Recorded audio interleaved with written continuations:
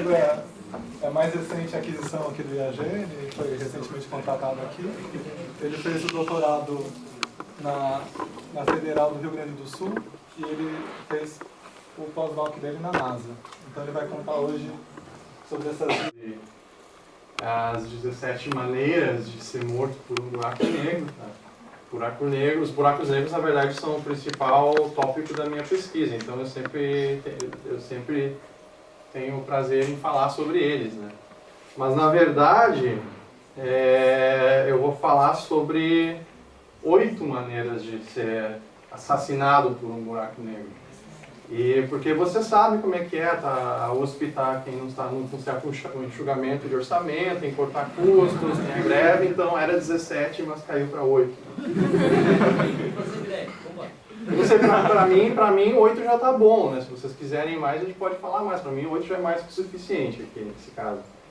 E teria muitas maneiras de falar sobre buracos negros, né? Poderia falar sobre uma abordagem histórica, sobre um ponto de vista astrofísico, sobre ponto de vista matemático, mas aqui eu escolhi um método pedagógico, tá? Que é a pedagogia do fatalismo. Tá? Então, eu não preciso nem... Buracos negros, eles, é claro que exercem um enorme fascínio no imaginário popular. Não preciso nem argumentar, vocês já devem ter visto inúmeras... Aqui tem alguns exemplos, inúmeras vezes no imaginário popular, porque são objetos bizarros mesmo. Desafiam a nossa intuição. E, de fato, ontem um colega italiano, ele me avisou, tá, que, na verdade, tem um país que caiu inteiro dentro de um buraco negro. E foi noticiado isso ontem, tá? Foi noticiado na BBC. Então, até peço desculpas aos meus amigos franceses, se tiver algum aí, que não devem estar felizes com essas notícias. Mas, enfim, então os filmes, como é que os filmes retratam os buracos negros? Eu vou falar um pouquinho só desse filme, tá? Esse filme, ele, na verdade, é um dos meus filmes favoritos, que ele combina ficção científica com terror. A crítica não concorda comigo em relação a gostar desse filme, mas eu acho ele divertido. Mas a ciência, né, a gente já sabe que a ciência nos filmes é uma coisa de fazer chorar, né? E nesse filme, então, aqui tem não sei se dá pra ver, mas vocês... Não vai dar pra ver muito bem, mas aqui tem um astronauta, tá? Que a ideia desse filme é... Deixa eu só... tá, aprender a usar aqui. Tá. Então, a ideia desse filme é que tem esse destemido astronauta que chega aí numa espaçonave que todos os tripulantes desapareceram, e ele se encontra com esse instrumento que está no centro da nave, que depois eles descobrem que ali dentro tem um buraco negro. Tá? Então, isso me deixa um tanto em relação aos filmes, né? Então esse destemido aventureiro, né, ao se deparar com uma coisa que nunca viu, desconhecida e potencialmente extremamente perigosa, o que esse aventureiro, esse cientista vai fazer nesse filme? O que todo aventureiro faz num bom filme de terror. Né? Ele se depara com esse buraco negro, essa coisa desconhecida e potencialmente perigosa, e ele vai lá e toca! Ele não sabe o que é, não sabe que é perigoso, mas é claro, então ele vai lá e toca o negócio, e o resto, então, é história, né? Ele enfia o braço inteiro, na verdade. E, bom, o resto é história. Mas é claro, se fosse tão fácil assim armazenar um buraco negro, né? Nossa, que maravilha que seria, né? Mas então, aquilo ali não tem nada a ver, tá, pessoal? Só estou dando, na verdade, um contra-exemplo. Apesar de ser um filme que eu me divirto, bem assustador. Outro filme que faz o uso dos buracos negros aqui é um Guerra nas Estrelas, o reboot da série em 2009, né? Vocês devem se lembrar que nesse filme o Spock tem a matéria vermelha, né? E daí, milagrosamente, essa matéria vermelha pode ser usada para gerar buraco negro, né? Ele vai lá, tira um pouquinho da matéria vermelha, né? A matéria vermelha aparentemente não afeta ele, né? Mas vira um buraco negro em um certo momento, não sei como. Ele vai lá, larga o potinho de matéria vermelha numa estrela que supostamente iria virar supernova e o resto também é história. Bum, buraco negro. Tá? Mas na verdade, então, se depender dos filmes, a gente está muito mal, como a gente sabe, né? Os filmes tratam a ciência de uma maneira totalmente não só errado, como às vezes geralmente não faz nenhum sentido, né? Não está nem errado. Então, na verdade, tem uma definição do que é um buraco negro. Tem uma definição que eu preciso falar o que é essa definição antes de falar sobre as maneiras de ser assassinado por um, não é mesmo? Então, tem uma definição. Buraco negro é uma região do espaço onde a velocidade de escape excede a velocidade da luz. É isso aí, essa é a definição de buraco negro. Isso aí, mas então, velocidade de escape, né? Eu não vou assumir que todos aqui são eu não vou assumir que todos necessariamente na sua plateia, muitos são alunos de astronomia, de física, mas eu não vou assumir que todos necessariamente se lembram desse conceito de velocidade de escape. Eu julguei interessante ilustrar esse conceito. O que é a velocidade de escape? Tem uma definição para isso também. A velocidade de escape é a velocidade necessária para escapar da atração gravitacional de um objeto. Então, eu pensei em ilustrar esse conceito, e é bem fácil de ilustrar, né? A gente sabe que se a gente tenta escapar da Terra, não é muito fácil fazer isso, né? Todo o planeta está nos atraindo para baixo. Para você, então, se você, num experimento pensado, se você pegar, por exemplo, um foguete e lançar com uma velocidade menor que a velocidade de escape, para tentar escapar de um astro, no caso aqui, o foguete está aqui, no caso esse astro que eu vou ilustrar é a Terra, né? Se você lançar ele com uma velocidade menor que a de escape, ele não vai conseguir escapar dessa atração gravitacional da Terra. Então o que acontece? Você lança uma velocidade menor, velocidade de escape, e o foguete cai de volta. Então, se você conseguir lançar um foguete com uma velocidade maior que a velocidade de escape, estamos felizes, você escapa do puxo gravitacional do planeta, então ele atinge a velocidade de escape. Você pode facilmente derivar essa quantidade, essa velocidade de escape. Quem estiver fazendo Física 1 com o professor Edivaldo vai aprender, ele que está na plateia, tá? É fácil esse conceito. E a velocidade de escape ela cresce quanto maior a massa de um objeto, a velocidade de escape para escapar é maior.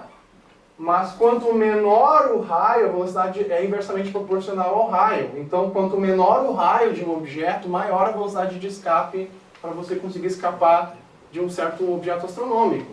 Então, é um jogo entre essas duas quantidades, massa e raio, que vai determinar a velocidade de escape.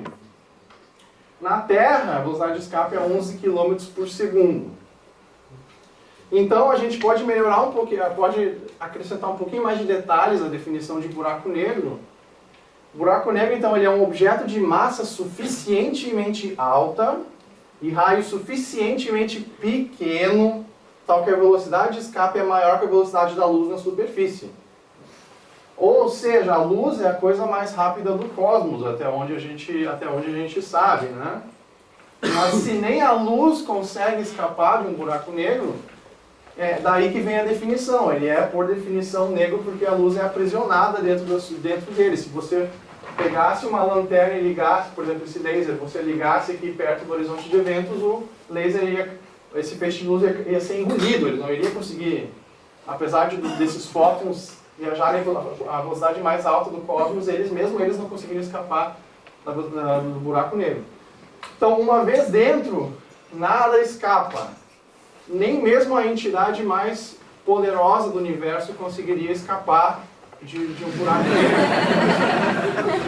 Nem mesmo a entidade mais poderosa conseguiria escapar. E o que nos leva então à primeira gloriosa maneira de ser assassinado por um buraco negro. Você simplesmente cai lá dentro e você é morte certa. Por quê?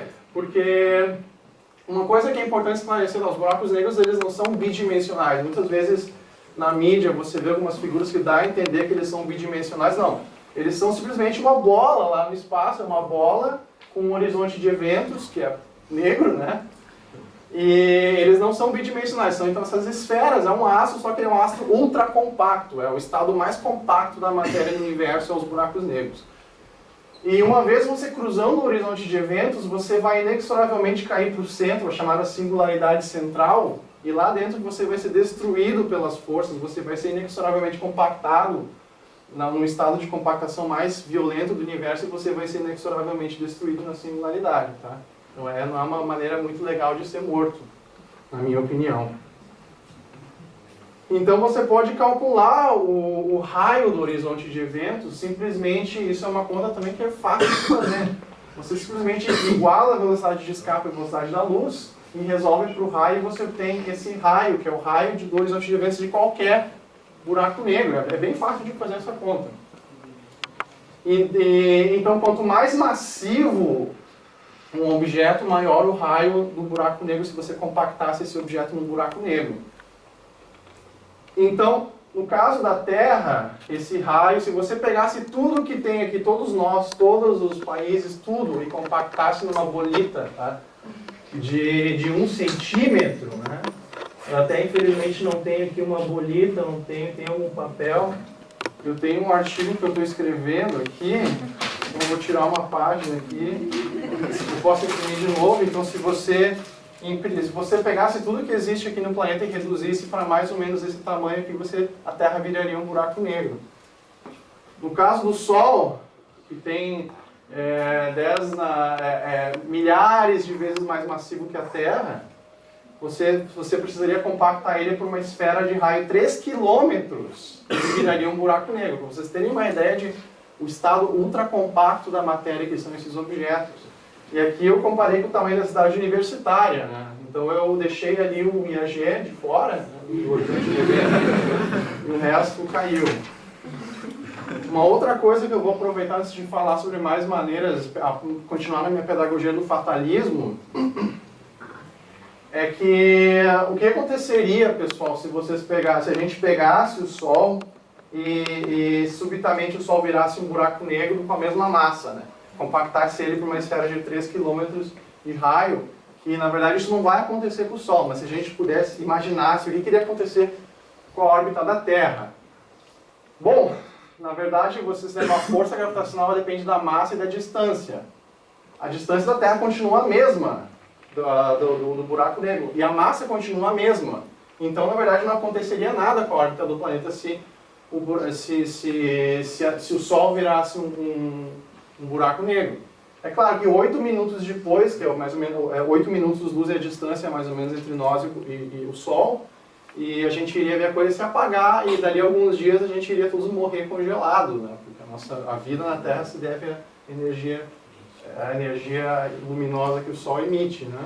Mas enfim, a Terra só cairia realmente nesse buraco negro aqui com a massa do Sol se a gente se a Terra chegasse a uma distância de alguns dezenas de quilômetros nesse caso, tá? Que é uma distância realmente que teoricamente você pode calcular isso usando o manual da relatividade geral, que é a teoria de Einstein, né? Você pode calcular qual que é a região de segurança para orbitar um buraco negro, mas eu não vou falar sobre isso, tá? Bom, agora a segunda maneira então de ser assassinado por um buraco negro. Vamos então falar sobre a segunda maneira de ser assassinado por um buraco negro, novamente, então, a teoria da gravitação universal de Newton, né? A teoria da gravitação universal de Newton, ela depende, então, a força de atração gravitacional entre dois objetos depende da massa, M1 e M2, e a distância entre eles, né? Então, se você considerar M1, por exemplo, a sua massa, né, a massa da nossa vítima, e M2 a massa do buraco negro, se você for diminuindo, o que acontece se você for diminuindo a sua distância até esse buraco negro, né? Como eu falei, eles são estados ultracompactos de matéria, então você pode chegar muito, muito, muito, muito perto desse buraco negro e a força gravitacional vai aumentando violentamente, né? Então os buracos negros eles são muito massivos e você pode chegar muito, muito perto. Então o que acontece? Você vai chegando lá perto, a força gravitacional vai aumentando cada vez mais, porque a distância até ele vai diminuindo, né? Mas o que acontece? Vamos supor que você pega um buraco negro massivo aí, e você pega, por exemplo, aqui vamos considerar um objeto, uma bolinha, que está caindo lá e chega perto do buraco negro. A gente olha mais, e se a gente olhar mais de perto, você vai ver que tem nas palavras a variação da força gravitacional é muito forte. Quem estudar depois métodos matemáticos da física, o gradiente da força é muito termo técnico para uma variação forte da força é gradiente. Então, a força que a parte mais perto da bolinha está sentindo de atração é muito menor quando ela chega perto do buraco negro do que a força do lado mais afastado. Tá? Isso aí é uma diferença bastante violenta no caso de um buraco negro. Então, o que acontece se você imaginar que você tem um buraco negro, que a Terra é um buraco negro, digamos assim, e você está com os pés aqui no horizonte, chegando perto do horizonte de eventos. A força nos meus pés vai ser muito mais forte que a força que a minha cabeça sente de atração. Só que no meu referencial, o que isso vai acontecer é que eu vou sentir meus pés serem esticados para baixo, porque eles estão sentindo uma força muito mais forte. E vai esticando, esticando, esticando, esticando, é um método de tortura, na verdade. Então, o que os objetos sentem quando eles caem no buraco negro é essa diferença de força, que tem o termo técnico é força de maré, tá? Esse conceito, na verdade, explica as marés na Terra. É um conceito físico muito importante na astronomia. E aqui, para dar um exemplo, então, considerando um indivíduo teste, tá? E se você calcular a diferença da força no seu referencial, se você calcular a diferença de força que a sua cabeça sente em relação aos seus pés, puxando para baixo, é muito pequena no caso da Terra. A diferença de força é 0,000001 G, onde G é a aceleração gravitacional. A diferença de aceleração sentida é muito menor que 1 G. 1 G nesse momento, se você pula, você cai com uma aceleração de 1 G, né, relembrando. Então, essa força de maré, essa força de esticamento é muito pequena aqui na superfície da Terra, ainda bem, né? Senão a gente não estaria aqui. Mas se você pode calcular essa diferença de força, essa força de maré, essa diferença de aceleração, no caso de um buraco negro. Aqui no caso eu fiz uma tabelinha de um buraco negro de 3 massas solares, que é uma massa razoável, um buraco negro típico na natureza. A uma distância de 6.400 km do buraco negro, essa diferença de aceleração entre a sua cabeça e o seu pé é 0,5 G. Olha, já é bem maior do que aqui na superfície da Terra. A 1.000 km já vira 144 G. A 10 km vira 150 milhões de G. Então a diferença da força entre a sua cabeça e os seus pés, a diferença de aceleração é 150 milhões de G. Você não tem nem como imaginar isso, né? Uma coisa, e essa continha, na verdade, não é tão difícil de fazer, usando a teoria da gravitação universal de Newton.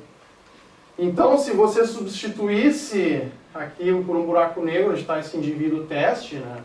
As forças iam variar violentamente, e então esse indivíduo teste não ficaria muito feliz. E aqui, então, você pode, na verdade, brincar com isso e imaginar o que aconteceria se você caísse num buraco negro. Você vai caindo, a força que os seus pés sentem é muito maior que a cabeça, você vai esticando até o momento em que você cai lá dentro. Então, antes mesmo de morrer caindo dentro do horizonte de eventos, você vai ser esticado que nem um espaguete, você vai virar espaguete.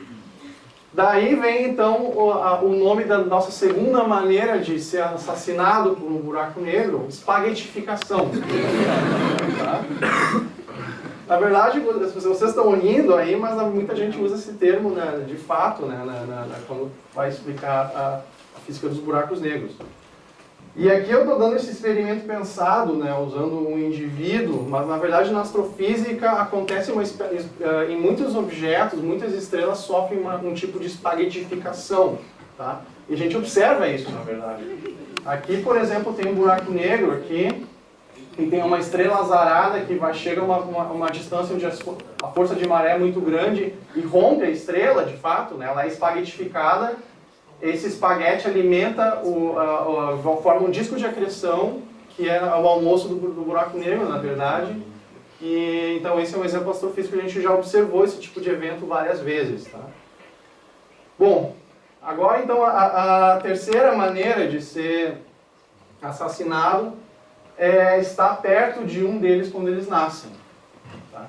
E vocês podem pensar assim, pô, mas nascimento de um buraco negro, como assim, entendeu?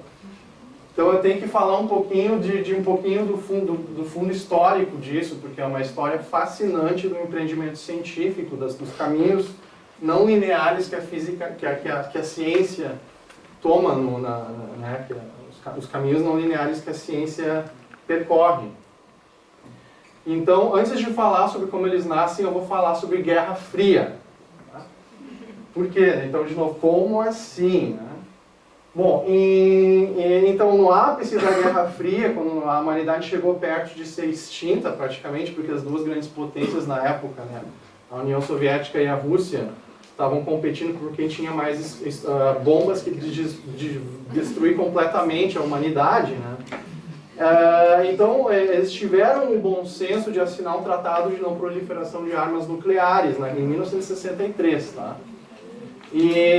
Só que, é claro, os americanos pensaram, bom, vamos confiar nos nossos vizinhos russos, todos são inocentes, vamos confiar. Não, eles não pensaram isso.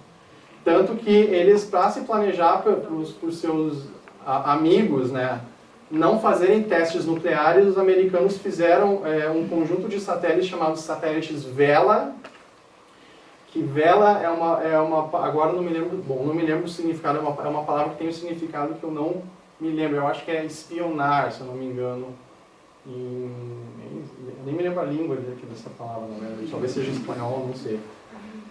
E o objetivo dessa missão, da missão Vela, eles lançaram alguns dias depois de assinarem o Tratado de Não Proliferação Nuclear, para você ver como tinha uma confiança mútua entre os países, né? E essa missão, o objetivo era detectar raios gamas, que raio gama é uma coisa que você produz de montão quando tem uma explosão nuclear. E essa missão é detectar raios gama, e logo que foi lançado, era sempre pares de satélites, diferentes pares de satélites foram lançados, diferentes gerações dessa missão foram lançados.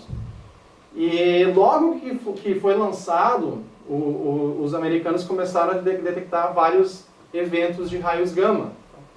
E, bom, isso aí foi, a gente começou quase a ir a um clima de Terceira Guerra Mundial, né? Porque eles começaram a pensar, pô, esses russos estão testando o tempo todo bombas atômicas em todo lugar, o que está acontecendo, né?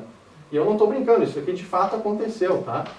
Só que ao cruzar, tá, o sinal de detecção nos diferentes satélites é mais ou menos, se você vê o momento que detectou um raio gama num satélite, o momento que detectou num outro satélite, cruzando essa informação, você consegue ver mais ou menos de onde esse raio gama está vindo.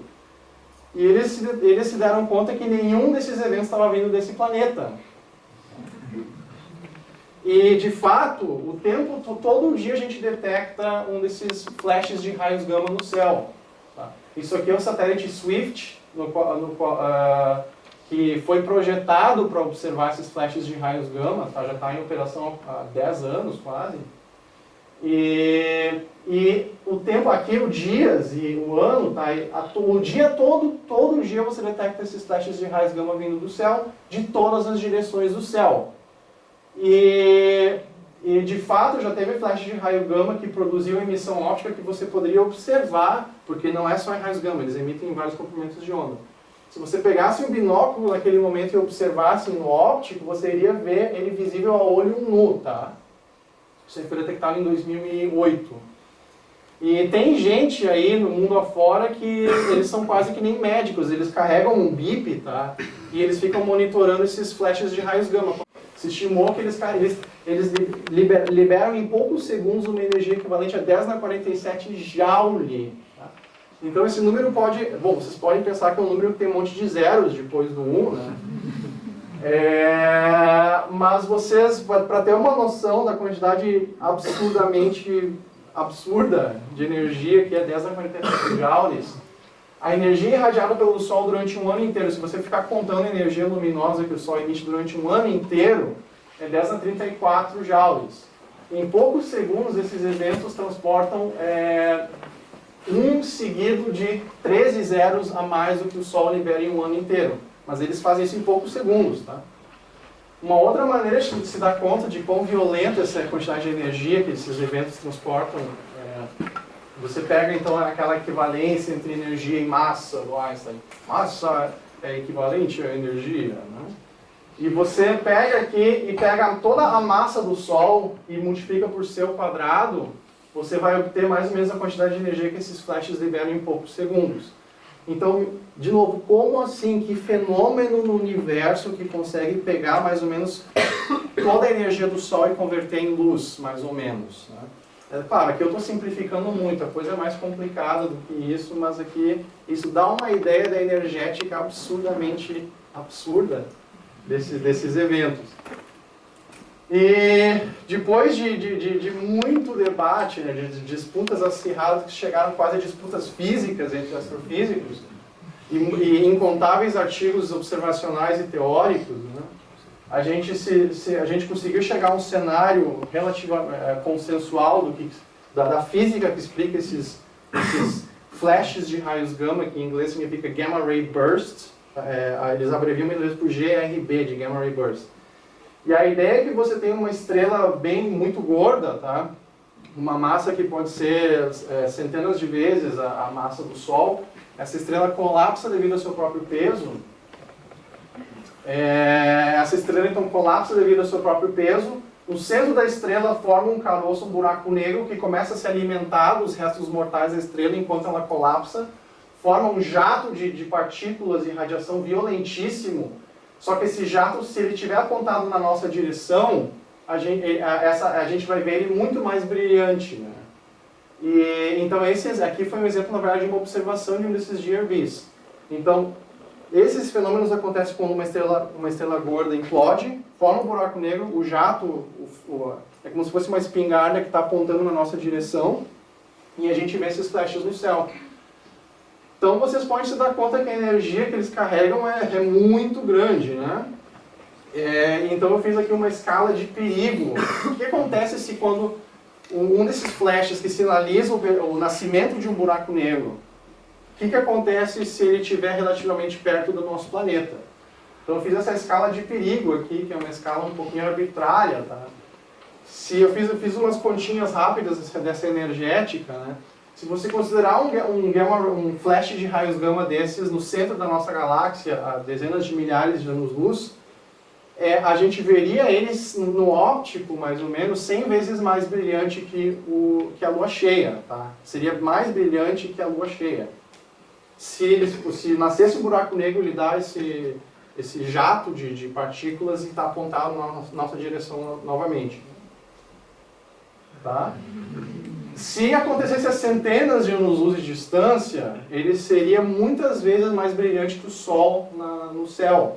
O que iria acontecer é que iria incendiar as florestas na Terra, né? O lado do planeta que tivesse virado, se acontecesse isso, o lado do planeta que tivesse virado por esse flash, iria imediatamente incendiar as florestas do planeta e ionizar a atmosfera e destruir a atmosfera, né?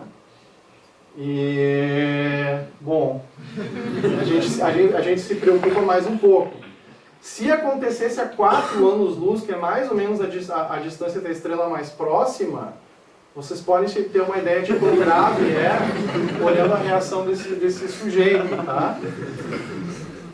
Isso aqui, então, mais ou menos, daria uma ideia se acontecessem desses gamma ray bursts a alguns anos-luz de distância da Terra, tá?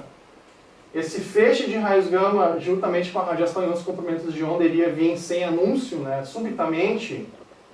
E esse feixe, então, iria vir, né, iria ionizar a camada de ozônio do lado da Terra virado para esse feixe aí. A radiação no óptico, que também seria muito intensa, iria incendiar imediatamente as florestas e tudo mais na Terra, sem falar nos raios cósmicos que vão vir, um feixe violento e vai... Se você não morrer por fogueira ou por falta de camada de ozônio, você morre por mutação genética induzida pelos raios cósmicos. Né? E vocês podem pensar, pô, mas será que isso aí pode? Estamos seguros desse tipo de evento? Então vocês podem perguntar para o nosso professor Augusto Daminelli, que ele tem estudado há muitos anos uma estrela gorda dessas aí, chamada de Eta Carina. E essa estrela pode ela pode implodir e dar origem a um buraco negro. e a gente pode estar correndo perigo por essa estrela no futuro, né? Então, o Augusto tem estudado, ele tem estudado com muito carinho essa estrela. Então, já falei sobre a terceira maneira, está perto de um buraco negro quando ele nasce. Então, agora, quarta maneira. A quarta maneira de que nós poderíamos ser mortos por um buraco negro, eu me diverti, na verdade, muito brincando, estudando antes de dar essa apresentação. A ideia da quarta maneira é, nós temos o nosso sistema solar, né?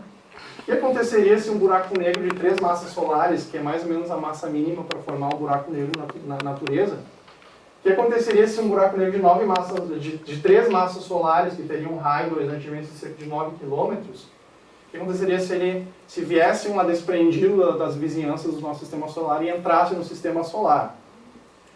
O que aconteceria então? Esse buraco negro. Então a gente pode fazer um obituário desse evento aqui. Eu fiz, na verdade, uma simulação na astrofísica, a gente chama isso aqui de simulação de N-corpos, tá? E vocês podem conversar com o nosso colega Rubens aqui. O Rubens, ele tem usado muito essas simulações em contextos diferentes. E aqui eu fiz uma simulaçãozinha, né? Ali o Sol está aqui, os planetas terrestriais estão aqui. E vocês vão ver um buraco negro de 3 massas solares entrar no sistema solar. O que vai acontecer com as órbitas, tá? Então o que acontece? O buraco negro entra lá, vocês vão ver que Saturno já fica com uma órbita estranha. Isso aqui está no referencial do Sol, tá, pessoal? O que acontece? Ele já captura Vênus e ele captura a Terra, devolve a Terra. Pô, que isso? Ele já arrancou a Terra ali não é muito legal, né? A gente não gostaria, a gente gosta do Sol, a gente não quer ser arrancado do Sol por um buraco negro, né? E, bom, aqui mudou o referencial da simulação, vocês vejam que ele facilmente arrancou a Terra e Urano, tá? Ele simplesmente detona o sistema solar, tá? Um outro cenário aqui, tem esse outro cenário aqui que, novamente, eu mudei as configurações da órbita do buraco negro. Ele entra lá, já detona, já arrebenta o sistema solar. Bom, Terra! Eu não olhei um segundo e a Terra já era... Por coincidência, essas configurações que eu escolhi detonam justamente a Terra. Bom, e tem um outro cenário aqui que eu não posso explicar, me diverti muito brincando com isso aqui, tá? Aqui ele já entra ali pertinho, já de novo arrebenta as órbitas e você pode pensar, pô, mas a Terra continua orbitando o Sol, legal, ele não chegou a arrebentar a Terra, né? Mas veja o que acontece daqui a pouquinho, ele já puxa de novo a Terra porque ele domina o potencial gravitacional do sistema solar, então tudo está girando, está sentindo a força mais do buraco negro do que o do Sol, porque ele tem uma massa de 3 massas solares, até que... Então vocês vejam, essa é a quarta maneira de ser assassinado por um buraco negro. A quinta maneira, tá? A quinta maneira eu tenho estudado muito essa quinta maneira, mas é claro, quando eu estudo não estou nem aí para os efeitos que isso pode ter na humanidade. Eu estudo isso para entender melhor esses laboratórios mais extremos que o universo nos dá. Para estudar a matéria nas suas condições de temperatura, pressão, etc., mais violentas. Mas daí eu fiquei pensando, o que aconteceria se você... bom, deixa eu primeiro falar o que é essa... A quinta maneira é se você pode ser frito pela radiação dos processos ao redor de um buraco negro. Então a ideia é que em muitas situações do universo, por exemplo, você tem buracos negros lá que chegam, que estão perto que eles têm amiguinhos, né? Então eles estão girando ao redor de uma estrela, num balé cósmico. A gente chama de sistemas binários isso. E em muitos casos eles atuam como sanguessugas. Eles simplesmente, impunemente, extraem o gás da estrela vizinha. Esse gás forma, então, um disco de acreção, que a gente chama, e ele vai se alimentando desse gás da estrela vizinha, tá? Existem, na verdade, milhões de sistemas binários como esse na nossa galáxia, com buracos negros de uma massa de cerca de 10 vezes a massa do Sol. E tem esses buracos negros que a gente chama de buracos negros estelares, eles são cerca então de 10 vezes a massa do Sol, e tem gigantes, assustadores, supermassivos no centro das galáxias. Então aqui é um exemplo, vamos entrar numa galáxia que hospeda nesses buracos negros supermassivos e ver o que acontece. Então você vai entrando lá dentro, você entra lá dentro do bojo da galáxia e vai entrando, vai viajando impunemente para o centro da galáxia. Bom, isso aqui lá tem um buraco negro supermassivo, não parece olhando assim, mas tem. Por que está brilhando de maneira tão forte aqui? Tá? O que está acontecendo? Porque o buraco negro tem um poço de potencial muito fundo, tá? Que eu já estou usando um pouquinho a linguagem da física, e o gás que está girando e caindo lá dentro do buraco negro, esse gás, órbitas adjacentes desse gás, que aqui está ilustrando de uma maneira bem violenta, né? O gás ele se esfrega nele mesmo, ele bate nele mesmo. Então, o que acontece quando você esfrega as suas mãos uma na outra? Você esquenta a mão. Isso aqui está acontecendo numa escala inimaginável, só que com o gás que está caindo nesse buraco negro supermassivo. Tá? E ele esquenta violentamente, e quando eu falo violentamente, eu falo bilhões de graus Celsius, ou até mais do que bilhões de graus Celsius. E por consequência, ele vai emitir um monte de luz. Tá? Isso aqui, se você fizer isso aqui, você vai estar brilhando em infravermelho nas suas mãos. Né? Esses caras, eles brilham não só em infravermelho, mas eles brilham em ultravioleta, raios X, muitas vezes raios gama, rádio, em todos os comprimentos de onda. Então eles são fascinantes para os astrônomos. E bom, se você estiver lá perto desses caras, você vai ver uma coisa brilhando que não é um buraco negro, é o gás que está caindo lá dentro. E bom, ultravioleta é cancerígeno, né, pessoal? Por isso a gente põe protetor de pele. Raio X é cancerígeno, raio gama é cancerígeno. Bom, você vai ser frito pela radiação se você chegar a uma distância aí de... No caso desses supermassivos, eu imagino que alguns anos-luz já vai ser suficiente para você ser frito por essa radiação, destruir equipamentos eletrônicos e tal. A gente, de fato, observa esses sistemas com uma diversidade de telescópios, por exemplo. Aqui são observações desse cara que eu acabei de mostrar para vocês, aquilo lá antes é uma animação computadorizada. Tá? Tem galáxias que tem um buraco negro supermassivo que está se alimentando, ele está num rodízio, ele está num churrasco gaúcho, né? Está se alimentando violentamente, né? Como a gente faz quando a gente vai, pelo menos eu, quando eu vou no churrasco. Né? E você vê ele brilhar muito mais que a própria galáxia que hospeda o buraco negro no centro. A gente tem um nome para eles e são quasares. Tá? Tanto que se pensou inicialmente, quando eles foram descobertos, que eles eram estrelinhas. E quando nós nos demos conta da distância até eles, a gente ficou de boca aberta. Né? E nós temos um desses caras no centro da nossa galáxia. Ele é o buraco negro supermassivo mais próximo, leva o nome carinhoso de Sagitário, a estrela, porque ele está na direção da constelação de Sagitário. E isso aqui que eu vou mostrar para vocês, na verdade, é fruto de observações com ótica adaptativa do Keck. Tá? Então, aqui nesse caso, o buraco negro da nossa galáxia, o nosso querido Sagitário, a estrela, está lá no centro das órbitas. Tá? O tamanho disso aqui é mais ou menos 10 dias-luz. E então, observando com óptica adaptativa, é um trabalho muito difícil. Os astrônomos, nós conseguimos mapear as órbitas dessas estrelas ao redor do centro da nossa galáxia. E, bom, vocês se lembrem da terceira lei de Kepler, que a gente aprende lá no segundo grau. Se você mapeia o tamanho da órbita de um objeto ao redor do certo de onde ele está orbitando, né? E você mede o período, você tira a massa, né? E a massa que sai nesse caso é 4 milhões de vezes a massa do Sol.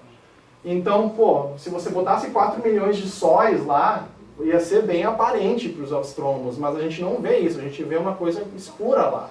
O que nos leva, com muita confiança, a afirmar que tem um buraco negro supermassivo de 4 milhões de vezes a massa do Sol no centro da nossa galáxia. Isso é um triunfo, na verdade, da astrofísica fazer essa medida, tá, pessoal? A sexta maneira, ela está um pouquinho relacionada à terceira maneira, que a terceira maneira eu falei do jato dos Gamma-ray bursts, né? A sexta maneira envolve um jato, mas seria um jato produzido não por um buraco negro bebê, mas por um buraco negro supermassivo no centro de uma galáxia. Então aqui, novamente, a ideia está ligada está relacionada ao que eu falei antes. Você tem um buraco negro supermassivo, o gás está lá orbitando ao redor do buraco negro supermassivo, mas você tem uma confusão lá, você tem gás, você tem campos magnéticos, você tem gravidade fortíssima, e por motivos que eu tenho estudado em colaboração com muitos colegas, você pode produzir esses jatos de gás e partícula. Então, isso é uma coisa importante para vocês se lembrarem.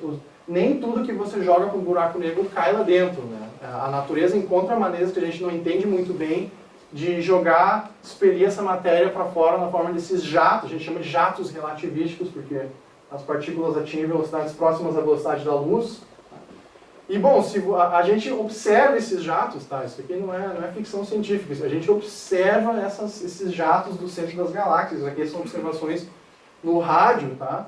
De alguns exemplos de buracos negros supermassivos, e vocês podem falar que a professora, a gloriosa professora Zulema tem observado, ela já estudou e fez contribuições observando no rádio esses jatos. Tá?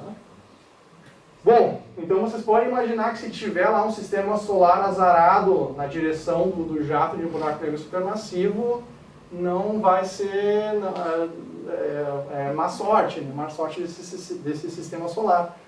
A gente, de fato, tá, observou um sistema desses, que foi dado o nome de Galáxia da Morte. Por quê? Porque isso aqui, então, isso aqui é uma combinação de observações no óptico em raio-x e rádio, tá? Com o Chandra, um observatório chamado Chandra em raio-x, Very Large Array no rádio, e, se não me engano, o Hubble também. E tem essa galáxia com buraco negro supermassivo que leva o nome carinhoso de 3C321.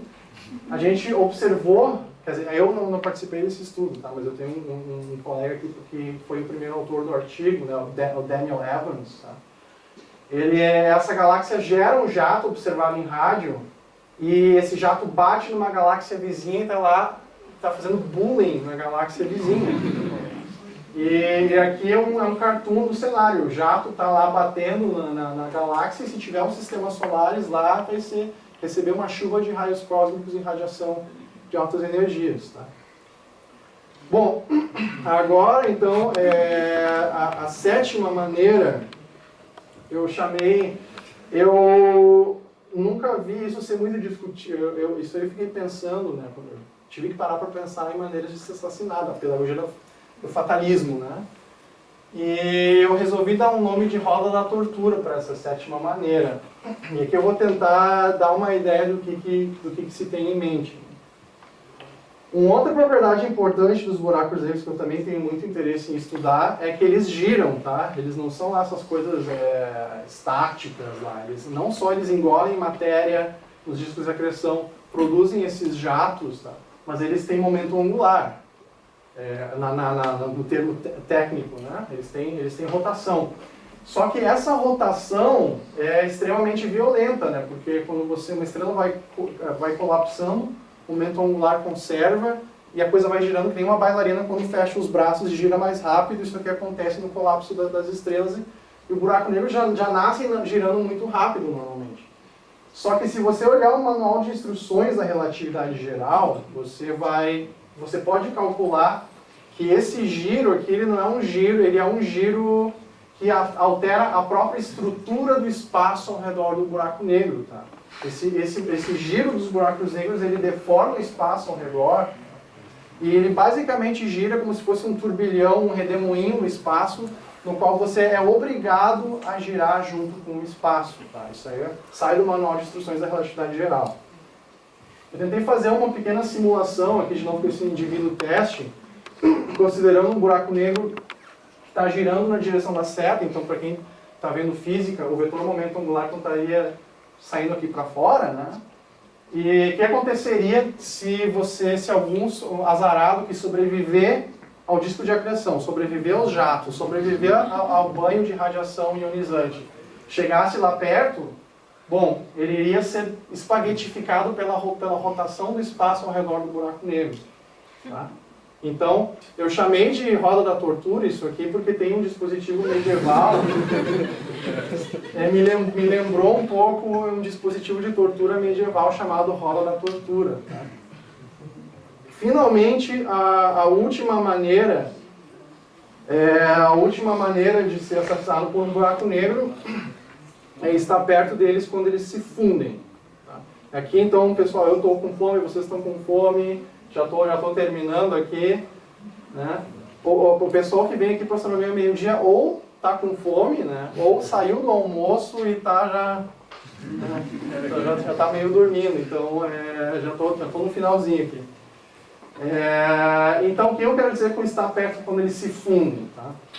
A gente sabe hoje em dia que que as galáxias elas evoluem por um canibalismo galáctico, elas se fundem lá, uma come a outra, a mais gorda come a menor, de certa maneira, e os buracos negros lá no centro delas se fundem junto, né? Nesse processo de fusão, que aqui está ilustrado por essa animação computadorizada, nesse processo de fusão, eles vão se fundir e gerar um buraco negro com a massa combinada desses dois buracos negros anteriores. Tá? E aqui está ilustrado uma coisa chamada onda gravitacional.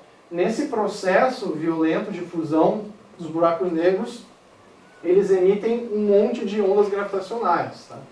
Uma onda gravitacional, tá? Ela é uma perturbação do próprio espaço ao redor do objeto que viaja em forma de onda. Tá? Como é que você sente essa onda gravitacional passando? É bastante... Aqui na Terra a gente tem missões que estão sendo construídas para tentar detectar isso aí. A ideia é que essas ondas, como elas estão deformando o espaço, se ela passar por você, ela vai te deformar. Tá? E perto de um buraco negro que está lá se fundindo, dois buracos negros que estão se fundindo, eles emitem copiosamente essas ondas que deformam o espaço ao seu redor. E eu estava nos dias anteriores perguntando para dois colegas que estudam esses fenômenos astrofísicos, e eu até agradeço aí o Alberto Cesana, que está no Albert Einstein Institute, que até me ensinou algumas coisas disso aí. Alberto, mas essas ondas representam perigo para a gente mesmo? Alberto, sim, se você chegar perto desses sistemas. Né? Então a ideia é que se você chegar lá perto, você vai vir essas ondas gravitacionais e você vai ser primeiro esticado para cima, esticado para o lado, esticado para cima, esticado para os lados, e os seus ossos vão quebrar, sua carne vai ser esquartejada, né? E eu tenho aqui um videozinho ilustrando o que aconteceria se você chegar suficientemente perto de um sistema desses, tá? Salvar, tá? Realmente eu levei a pedagogia fatalista até as suas últimas consequências. E gostaria de falar que essas maneiras são extremamente improváveis de acontecer num futuro próximo, provavelmente num tempo de Hubble aí no nosso planeta. Então nós estamos salvos por enquanto dos buracos negros, tá? Eles estão muito longe e por sorte a gente aparentemente está salvo por um bom tempo, tá? Então obrigado pela atenção de vocês.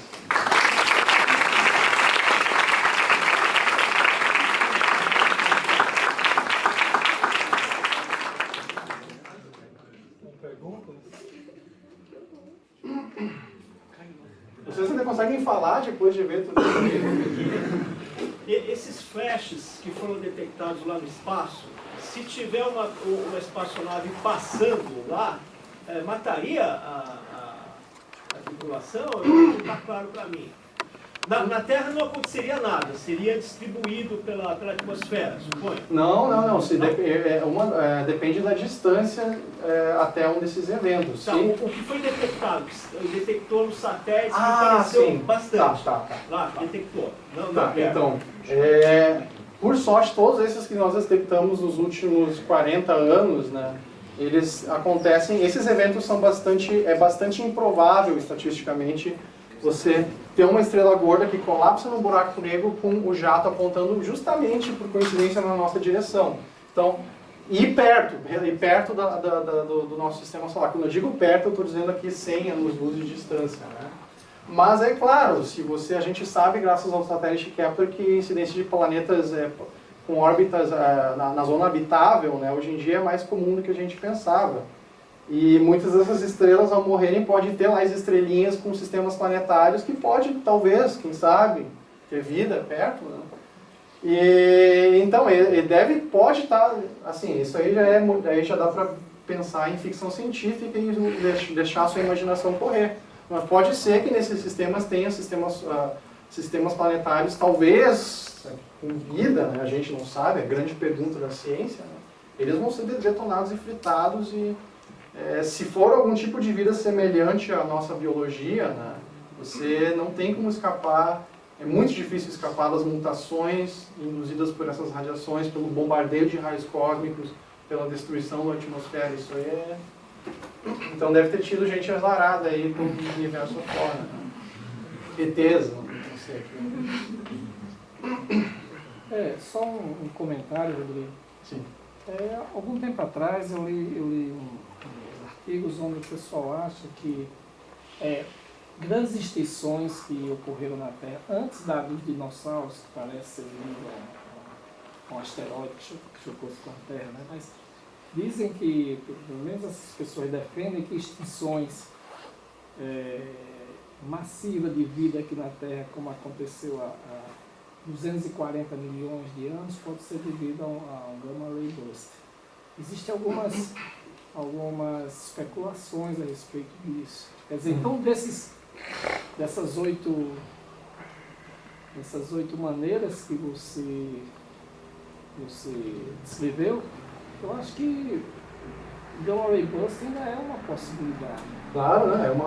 É uma possibilidade.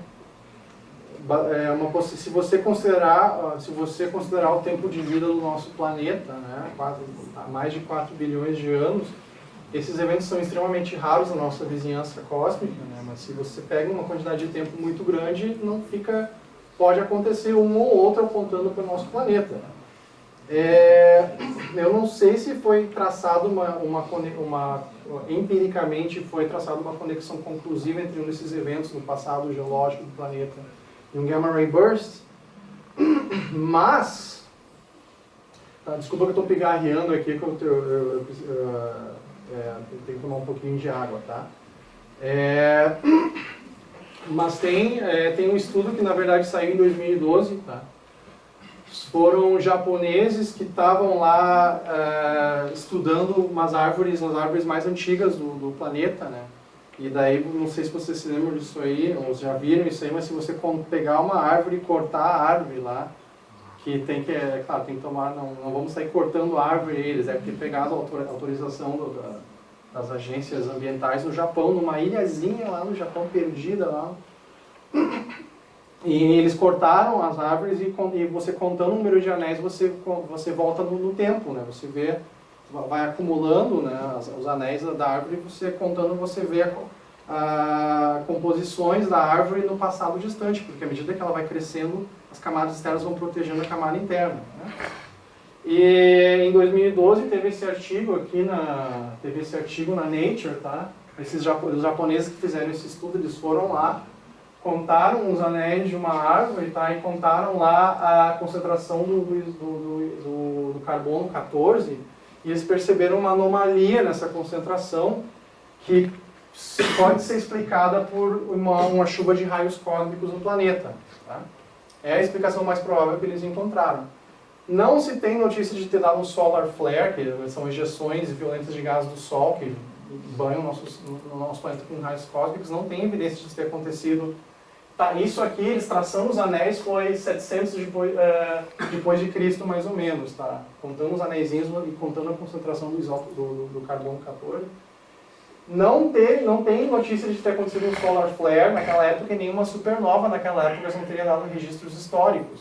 Então eles acham, tá? A hipótese deles é que teve um gamma ray burst, se eu não me engano, de curta duração. Aqui tem dois sabores de gamma ray burst, sabores tipos, né? Os longos e os curtos, né? E pode ter acontecido até muito mais recentemente do que você está dizendo, só que é claro, não deve ter causado umas mutações aí, mas não foi tão violento assim, porque senão É porque essa de 240 milhões de anos atrás sobreviveu 5% da vida, as estimativas. Sim, sim. Toda a sim. vida do planeta que sobreviveu seria de 5%. Sim, eu não conheço a literatura sobre esse assunto em particular, mas seria interessante sentar junto para ver melhor isso aí. Então, uma coisa que eu fiquei pensando, eu acho, se eu, por exemplo, tenho um buraco negro inativo, Tá. eu tô olhando ele a uma distância segura e meu amigo vai lá chegando perto. Tá. Eu não ia ver meu amigo morrer. Supermassivo? Não, normal. Normal, tá. Só que inativo. Normal. E meu amigo foi assim pra lá. Eu não conseguiria ver meu amigo morrer. Por causa do efeito. Eu ia ver meu amigo uma hora parar de chegar próximo dele. Tá. Então, Sim. isso aí é aquela história da relatividade. Quando o pessoal que estudar isso aí mais tarde no curso vai estudar relatividade, eu recomendo fortemente fazer o curso, quem tiver na física e na astronomia, fazer o curso de relatividade restrita e relatividade geral, porque você vai aprender que tudo depende do ponto de vista, do referencial que você está. Então, se no referencial do seu amigo azarado, né, que cair lá, no referencial dele, ele vai estar lá caindo, ele vai, eu não sei qual é o seu nome, mas ele é fulano, né, e vai caindo. Se for, ele vai cruzar o horizonte de eventos, claro, se ele não for morto novamente pela radiação do disco de acreção, pelos jatos, pelas forças de maré que espaguetificam ele. Então ele cai lá dentro, tá? E no referencial dele, claro, fora ver lá cruzar o horizonte de eventos e aquelas coisas malucas, o referencial dele ele vai ver tudo, vai cair lá no singularidade e morre. Tá? No seu referencial, se você está suficientemente longe, você pode fazer as continhas disso aí. Você vai ver que à medida que esse amigo vai caindo, ele vai ficando cada vez mais vermelho, e vai ficando porque está tendo um efeito que a gente chama de Doppler shifting da luz, porque a luz ela não consegue, está ficando cada vez mais difícil para ela vir, chegar nos seus olhos. Ele vai caindo, vai ficando cada vez mais vermelho, até que quando chegar no horizonte você vai ver, se você pudesse tirar uma foto disso, você veria ele quase congelar e ficar tão fraquinho na radiação que ele desaparece e congela. Então é como se fosse uma foto, que é um GIF aí mal feito, que ele vai, fica em vermelho e desaparece. Tudo depende do referencial. Mas no que interessa, no referencial mais importante que é o do seu amigo, sinto muito com o seu amigo. Mais perguntas, gente? Pergunta de um leigo. Se a turma do Gravastar estiver correta, muda muito essas outras maneiras de morrer? A turma do Gravastar, tá? Olha, eu não conheço muito sobre esses modelos para Gravastares, tá? E até onde eu entendo, eles não têm muita confirmação, indícios de confirmação empírica das previsões desses modelos, até onde eu sei, tá? Então eu não saberia te dizer. Porque até onde eu entendo, eles não são modelos muito favorecidos, tá, pelas observações. Assim como buracos negros quânticos, o LHC, gerando... Vocês devem ter ouvido falar aquela história quando o LHC estava sendo comissionado, teve um estudo de físicos teóricos fazendo de fato as continhas da probabilidade de o LHC alterar o estado de estabilidade do vácuo, gerar uma onda de distorção do vácuo que destruiria o cosmos, ou gerar nas colisões das partículas, gerar um buraco negro de dimensão microscópica que engoliria a Terra. Né? Só que essas coisas geralmente envolvem física meio exótica, né? Coisas que você está puxando o limite do que é aceitável. E a gente sabe que no caso do LHC, se você pudesse gerar buracos negros microscópicos na escala de energia do LHC, a gente já estaria morto há muito tempo, porque tem começa com o professor Edivaldo, que está lá escondido lá no fundo, tem esses raios cósmicos de ultra altas energias que deixam o LHC no chinelo, né? E concentram muito mais energias nessas partículas, e se você pudesse gerar tão facilmente esses buracos negros, a gente já teria sido bombardeado por buracos negros quânticos, né? Então são coisas realmente de física exótica que estão realmente puxando a fronteira do que é aceitável. Quem trabalha com isso, quem vê esse vídeo no YouTube, continue nas suas pesquisas, é muito importante e é assim que a gente faz descobertas fascinantes. Eu não tenho nada contra, é fascinante. Vamos agradecer de novo.